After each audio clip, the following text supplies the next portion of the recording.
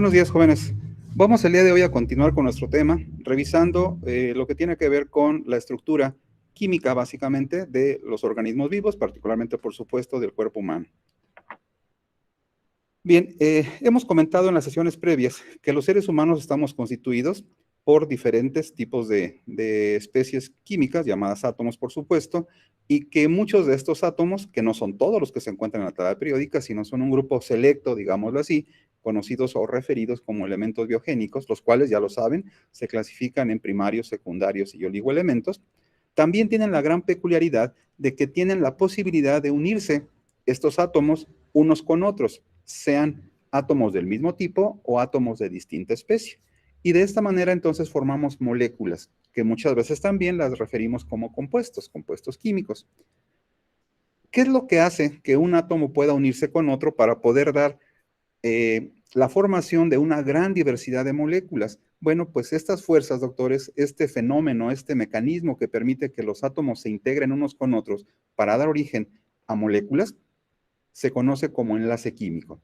Me interesa, por supuesto, únicamente revisar los aspectos que están relacionados, que nos van a servir para el curso de bioquímica, y yo los invito, doctores, nada más a que recuerden que los enlaces que se van a presentar en la materia viva, obviamente en el cuerpo humano, van a ser, los podemos categorizar en dos grandes grupos. Aquellos que mantienen el enlace entre átomos, un átomo con otro átomo del mismo tipo o diferente, y también hay un tipo de atracción de enlace particular que lo que hace es que una molécula ya formada y que está constituida por átomos pueda unirse con otras moléculas. Entonces tendremos dos grandes categorías de enlaces, lo que se conoce como enlaces interatómicos, que únicamente se refieren a la unión entre átomos del mismo tipo o diferentes, y los enlaces intermoleculares, que son aquellas fuerzas de atracción, aquellas fuerzas de relación que permiten la integración, la unión de moléculas, ya no de átomos, sino de moléculas. Y dentro de esas categorías, por supuesto que ustedes recuerdan lo que es el enlace iónico, el enlace covalente, en sus dos variantes, tanto el simple como el coordinado, y el enlace metálico. Tanto el enlace iónico como el covalente abundan, por supuesto, en los productos químicos que forman parte de la célula, de los organismos. Pero también, doctores, seguramente recuerdan ustedes particularmente, puentes de hidrógeno, fuerzas de Van der Waals, que son un tipo muy especial, muy particular de enlace de atracción química que se realiza en algunas moléculas y que permite que estas sustancias, las moléculas, tengan y confieran a la célula, confieran al organismo ciertas características particulares en lo que se refiere a el funcionamiento, es decir, a la manera en la que la célula, los organelos celulares, asimilan los distintos tipos de productos químicos que llegan a su interior, que son producidos por la célula, que son exportados, es decir, en general, todas las sustancias químicas que integran al organismo. Los invito a que recuerden este enunciado, doctoras, doctores. Lo que permite mantener la unión entre átomos o entre moléculas son finalmente electrones. Los electrones tal cual, per se, como se dice, o bien gracias a la presencia, a la manifestación electrónica de estas estructuras que permite que se lleven a cabo interacciones. Y esto, ya sean los electrones o sus manifestaciones, es lo que genera las fuerzas de atracción o repulsión, que también ustedes recuerdan en sus clases de química o física, les hablaban de lo que eran las fuerzas electrostáticas. Aquí lo que me interesa también que recuerden, doctoras, doctores, es que finalmente las moléculas, cuando se unen unas con otras, o los átomos al unirse unos con otros, estas interacciones que se dan entre sus enlaces permiten que las moléculas puedan ser neutras, es decir, que el espacio que ocupa la molécula tiene una carga eléctrica que no se manifiesta, es decir, eso quiere decir neutro, o bien que tienen una región dentro de toda la zona que conforma a esta molécula que se está formando y que permite tener densidades de carga o polos moleculares, que es lo que muchas veces también se les llama dipolos. Eso es lo que yo quisiera que recordaran nada más en cuanto al enlace químico. Obviamente, algunos enlaces químicos se pueden romper de manera espontánea, mientras que otros tenemos que aplicar algún estímulo mucho más intenso para romperlo. También es importante recordar, doctoras, doctores, que esa gran diversidad de productos químicos que integran a la materia viva, pues podemos clasificarlas también en base a la presencia, como tradicionalmente se ha dicho, de cadenas de carbono. Y de esta manera diríamos que los productos pueden ser orgánicos o pueden ser inorgánicos. Es importante hacer una aclaración, les comentaba en alguna sesión. Muchas veces se nos ha dicho que los compuestos orgánicos son aquellos que contienen carbono. Y esta no es una definición realmente muy precisa, ya que hay sustancias inorgánicas, por ejemplo, dióxido de carbono, que tiene carbono y no es orgánico, es inorgánico. Entonces, lo que tenemos que tener en mente, doctoras, doctores, es que los productos orgánicos se caracterizan, sí, por contener carbono, pero por contener cadenas de carbono. A estas cadenas de carbono se les adicionan otros productos, particularmente, ya lo saben ustedes, hidrógeno, oxígeno, nitrógeno, y estos interactúan con algunos otros, pero esta es la característica básica de un producto orgánico, la composición que habíamos comentado de Oken, ¿verdad? Recuerden ustedes la presencia y la prevalencia de cada uno de ellos. Estos productos orgánicos, doctores, además tienen ciertas características que por supuesto se manifiestan y le confieren a las moléculas la posibilidad de ser incorporadas a distintos procesos fisiológicos y bioquímico-metabólicos. Las moléculas orgánicas no son electrolitos. ¿Qué significa esto, doctores? Que las moléculas orgánicas no tienen la capacidad de transmitir corriente eléctrica. ¿Quién se encarga entonces en la célula de manipular las corrientes eléctricas y los potenciales eléctricos que se forman? No son las moléculas orgánicas, doctores, son las moléculas inorgánicas, que son básicamente los iones o los electrolitos. Las moléculas orgánicas, doctores, se caracterizan por generalmente formar moléculas de gran tamaño, denominados polímeros, constituidos por unidades estructurales más pequeñas y que se les denomina monómeros. Entonces, en los productos orgánicos podemos encontrar monómeros que al unirse unos con otros de manera corta o muy larga, pueden formar polímeros. Y tendríamos el caso, recuerden ustedes, de monosacáridos, por ejemplo, en el caso de carbohidratos, que se unen unos con otros para formar oligosacáridos, para formar polisacáridos, por ejemplo. ¿Sí? En el caso de proteínas, la proteína sería un polímero, pero estos están formados por unidades más pequeñas monoméricas, denominadas aminoácidos, por ejemplo. ¿Sí? Eso se refiere con polímeros y monómeros. Y un detalle también interesante, doctoras, doctores, de las moléculas orgánicas, es que la mayoría de estas sustancias son hidrosolubles, particularmente lo que tiene que ver con proteínas, lo que tiene que ver alguna especie de proteínas, un grupo de ellas, lo que tiene que ver con monosacáridos, no así los lípidos, por ejemplo, que son evidentemente no solubles en agua.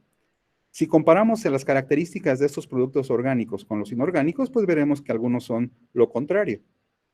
En el caso de los inorgánicos, veíamos, las moléculas, estas inorgánicas, no forman cadenas. Entonces podríamos considerar que son monómeros nada más y que no tienen la posibilidad de formar grandes polímeros. Y algo interesante, doctores, las moléculas inorgánicas, la gran mayoría también son hidrosolubles. Y al ser electrolitos, pues tienen la posibilidad de permitir en el sitio, en la región en la que se encuentren, de permitir el flujo de cargas electrónicas o cargas electrostáticas y hacer que haya movimiento de cargas. Y esto lo veremos, básicamente tiene que ver con la transmisión de impulsos nerviosos o el movimiento de algunos líquidos. Esta es una imagen que me interesa mucho que quede claro, aunque pareciera que es muy sencilla. Recuerden ustedes, un polímero se forma por la unión de varias estructuras más pequeñas llamadas monómeros.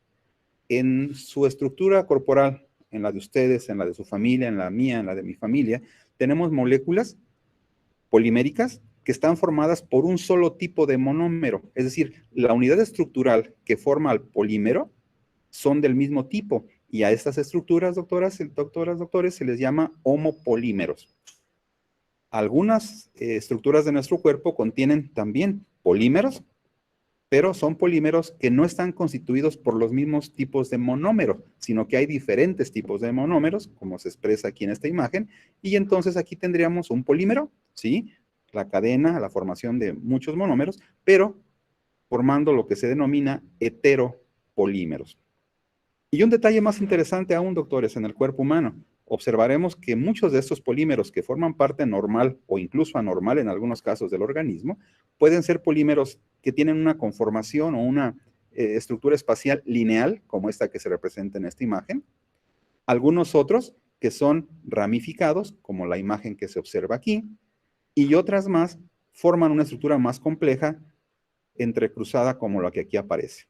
Entonces, los seres humanos estamos constituidos por, finalmente, desde el punto de vista de este tema que estoy manejando, por monómeros, pero también por polímeros. Y dentro de los polímeros podremos tener cualquiera de estos, homopolímeros, heteropolímeros, lineales, ramificados o entrecruzados. Este es un detalle muy interesante a recordar, ya que muchas estructuras en el cuerpo, como parte del proceso metabólico que llevamos a cabo de rompimiento o de formación de estructuras, pues pasan por la manipulación de monómeros para formar polímeros o la degradación de polímeros para formar los monómeros correspondientes. Es importante también, doctoras, doctores, que empecemos a tener en mente estas imágenes.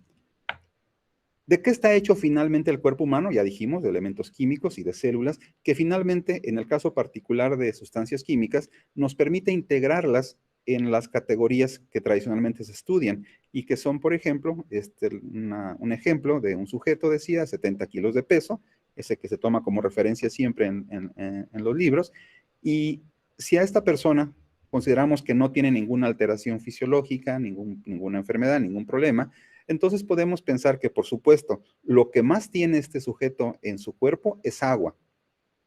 Y observen, hablando del agua, el contenido de agua en el organismo, doctoras, doctores, no es el mismo cuando nacemos a cuando llegamos a la senectud, sino que el contenido de agua en el organismo varía, lo veremos ya que revisemos el metabolismo de agua, veremos de qué manera se lleva a cabo esta graduación en cuanto al contenido, pero aquí básicamente observen ustedes cómo se modifica a lo largo de la vida el contenido de agua. ¿Y por qué se modifica el contenido de agua, doctoras, doctores? Bueno, recuerden ustedes, las sustancias químicas en el organismo tienen funciones similares, pero depende de la condición en la que nos encontremos, esta función, este contenido de estas moléculas va a poder modificarse un poco. Evidentemente, un recién nacido, metabólicamente hablando, no funciona igual que un niño, que un adolescente, que un adulto joven, un adulto mayor o incluso una persona ya de gran edad.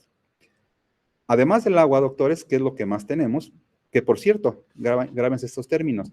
Cuando ustedes quieren referir el contenido de agua en el organismo, a este se le denomina agua corporal total. Descubriremos qué cantidad de agua corporal total tenemos. Entonces, si al organismo humano le restamos el contenido de agua, que es el que más tenemos, pues lo que nos va a quedar es el peso seco y correspondería justamente a los nutrientes que hemos conocido, a las categorías moleculares que hemos comentado. Vean ustedes, lo que más tenemos, doctores, doctoras, después del agua, normalmente lo que más tenemos son proteínas, después lípidos, vean, está muy parecida a la relación normal entre ellos. Después, observen, por favor, esto es muy interesante. Después de proteínas y lípidos, lo que más tenemos son minerales. Y dentro de estos minerales podríamos considerar también la presencia de algunos electrolitos, aquí incluidos. Después, observen, después de estos, lo que más tenemos son ácidos nucleicos.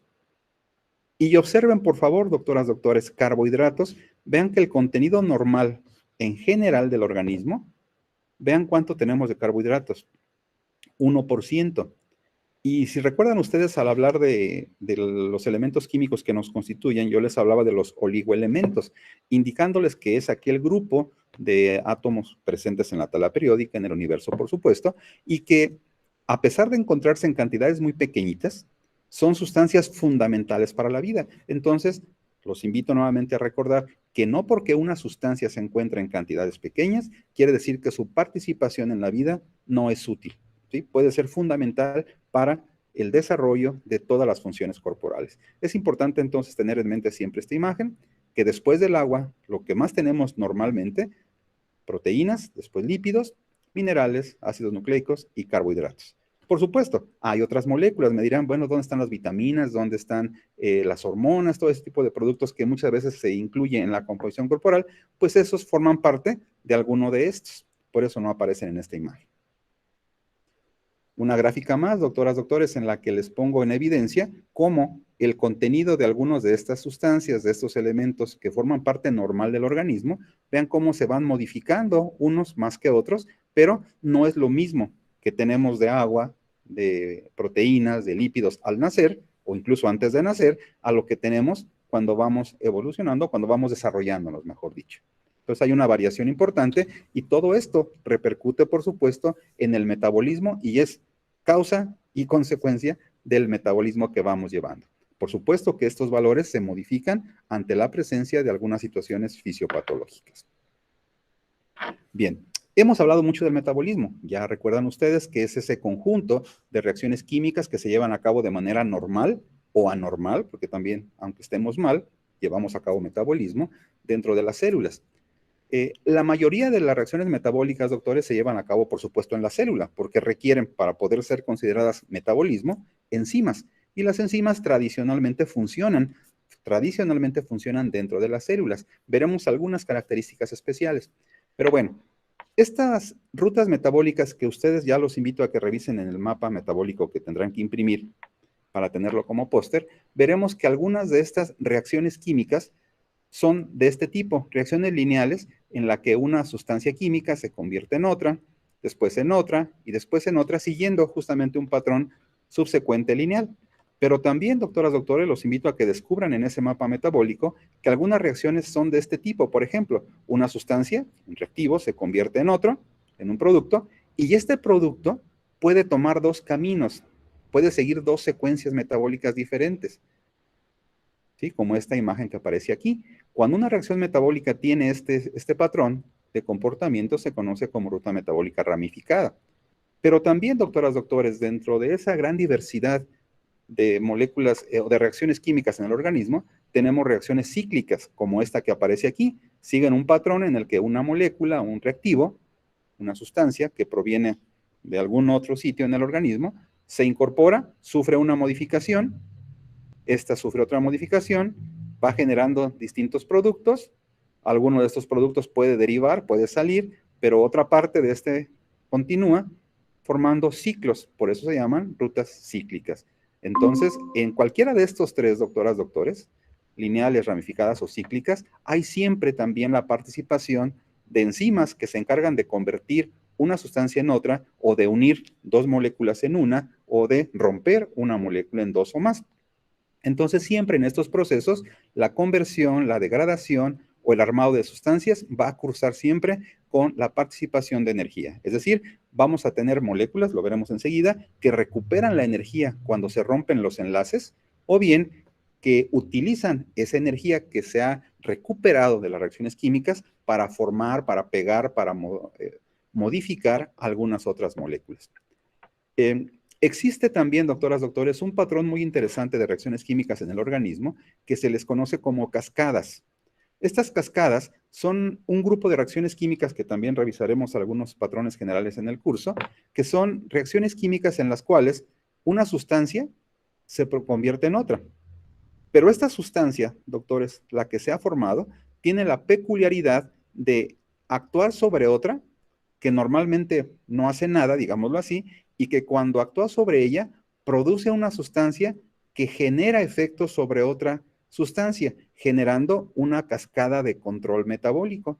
Y un ejemplo muy común en esto es lo que tiene que ver con la famosa cascada de coagulación, o bien con la conversión que seguramente han recordado ustedes, han visto, que tiene que ver con el sistema del complemento relacionado con metabolismo. Entonces también es un sistema especial referido como cascadas y que tiene que ver, repito, con un tipo particular de reacciones químicas que se van al organismo que tiene que ver con activación de moléculas para que efectúen ciertas funciones bajo determinadas circunstancias. Bien. Esto, doctoras, doctores, entonces es lo que va a ser nuestra materia prima durante el curso, las rutas metabólicas. Los invito entonces a que vayan conociéndolas, no se estresen, seguramente se darán cuenta que es complicado.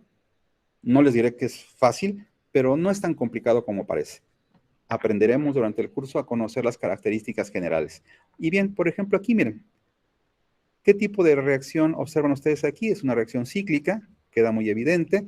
Yo les había comentado en alguna clase también, flechas de reacción, moléculas, enzimas, carritos moleculares. ¿Se acuerdan de estas moléculas energéticas? NAD, FAD, ADP, NADPH, fosfatocreatina. Son moléculas que los invito a que las vayan descubriendo poco a poco en sus mapas metabólicos.